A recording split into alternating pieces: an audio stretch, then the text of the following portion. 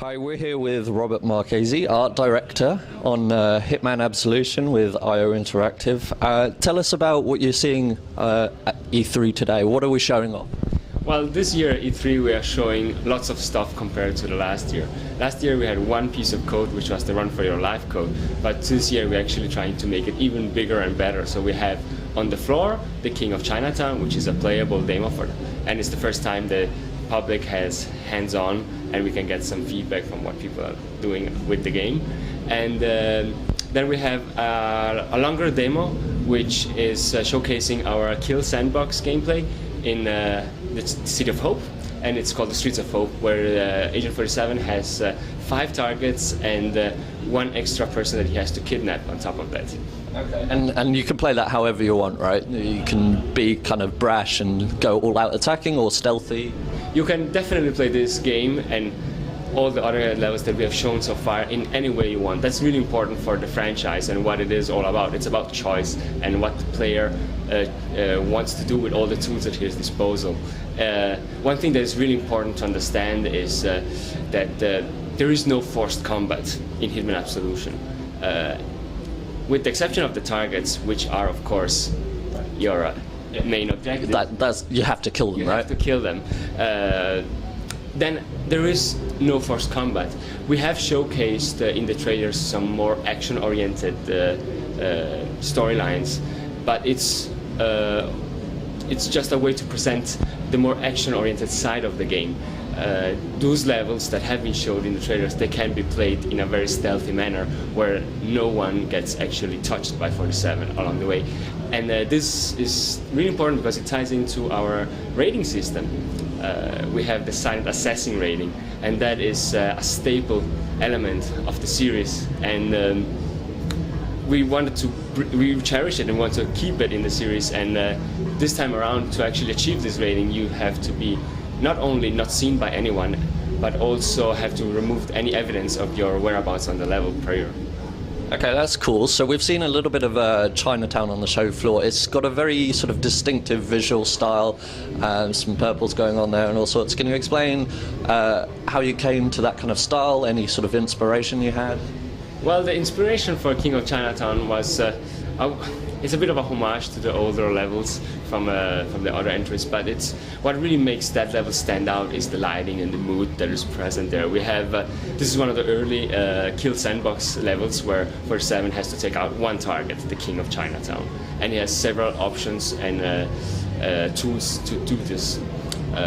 You are also present in a big crowd, and the crowd is a huge element to define the mood of a level, because that is definitely just not only a gameplay element but also a very strong visual element.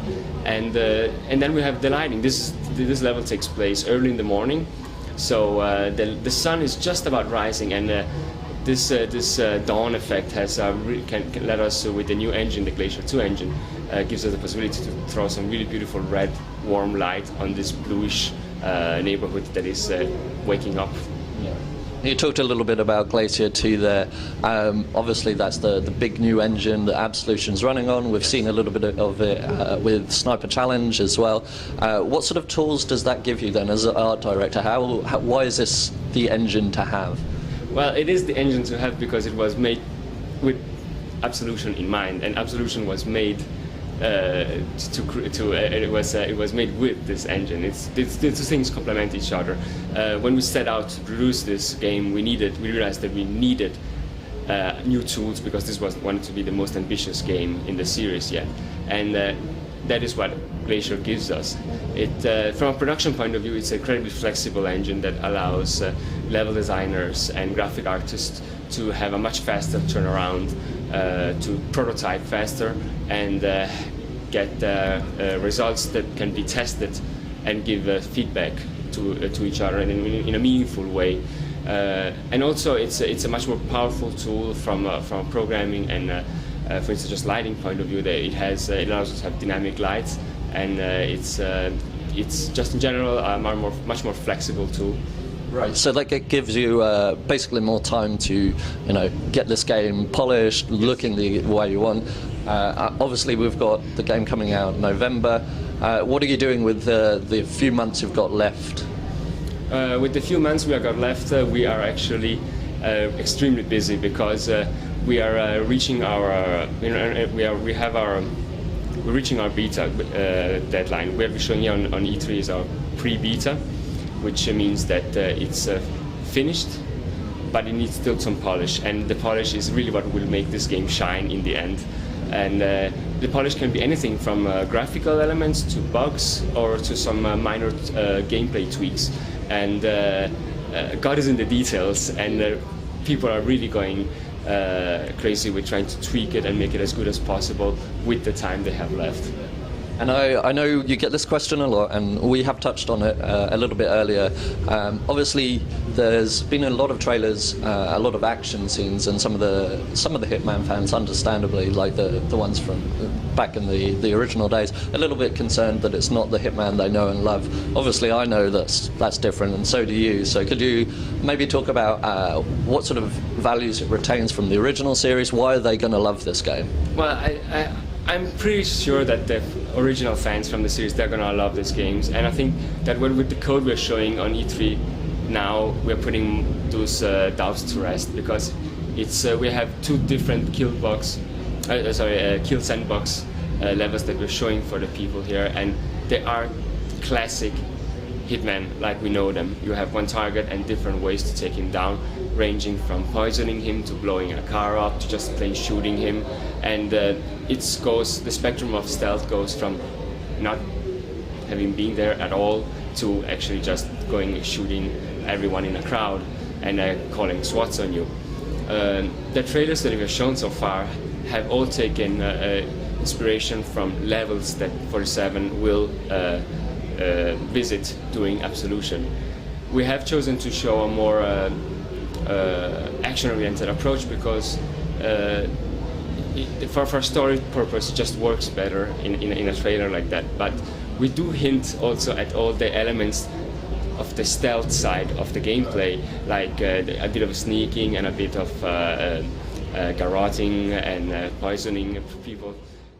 What we've shown in the trailers is maybe a bit more action-oriented, but that is also because of a storytelling device that it just works better in that format. But when we are showing the gameplay and the game itself, I do hope that people realize that it can be played in any other way that they want. I mean, what we've done so far is first we presented Glacier 2 in a very cinematic approach with last E3. Then we presented the Orphanage code, where we played the level twice, the same level, but in completely different approaches. And this was to prove that the AI was flexible enough to cater to different play styles. And we also wanted to expand on the arsenal 47 has that we have presented so far. And this basically brings us to E3 now, where we have thought to the people, we've shown to the people what 47 can do, and now we're giving him a target. And now it's up to the players to do what they want with it. And this is classic Hitman as they know it. Yeah, and it's all about choice, so they can do it exactly how they want. Even the instinct kind of mode that he has, you don't have to use that. That's just player choice. So if you want to go and turn everything off, that's fine. You can do that and just be stealthy, right? We have the option, and it ties into the difficulty levels that will be unlocked later. When difficulty is very scalable in this game, and it can affect on some of the minor settings just how alert the guards are and how many patrols are present on a level. But later on, in the more hard difficult settings, you can actually start turning off some of the elements that actually are an aid for the player doing the normal levels. Yeah, and this is definitely a game for the fans. So their feedback, I presume it's being used a lot in development, in the whole process of deciding what exactly you want to do. I mean, we take feedback from all fronts very seriously, and we are playtesting the game all the time, and we really wanted to make the game play better. And I know there is a bit of concern about when you use the word accessibility, but that can be used in many different ways. Just for instance, tweaking the controller layout or the settings and the way 47 feels when the player is in control of him is also something that will aid accessibility. I personally feel that our cover system is one of the best in this current generation of third-person titles. It's incredibly responsive, and the way 47 can roll from cover to cover around them is incredibly. It gives you a very clear feedback on what you're doing, and you don't feel like the game isn't controlling your character, but it's you that's controlling him, and that is also part of accessibility. And we do tweak those values also by using user research and figuring out, okay, what do they feel? Is he too cumbersome? Is it too clumsy? Too fast? And we always try all the time to take in as much feedback as possible to make the game as good as we possibly can in the time we have. Brilliant, glad to hear it. So we've got a few questions from online, just a few. So on Twitter, someone asked, what sort of weapon customization can we expect? Is there anything you can reveal about that and the weapons available? I can't go too much into detail, but the weapon customization is already hinted in the sniper challenge that we are releasing as a pre-order incentive for Absolution, where when completing certain objectives, you will actually be able to unlock better upgrades for the weapons you have, like, for instance, bigger magazine or less recoil or something like that. Okay. And the last trailer we saw, Agent 47 had a plaster on his barcode. What's going on there? I mean, we can take some guesses, right? Well, it's I think some things should be left for the players to discover when they are playing the game for themselves. But what I think is important is that for the first time we want to give a bit more of a personal journey to 47, and some surprises will I think should be better. Yeah, we don't want to reveal too much. You've got to enjoy the game. So final question, we'll just leave with what's the most enjoyable thing for you personally, having worked on Absolution, whether it's just the fact that it's Hitman or it's just a component of the game that you really like?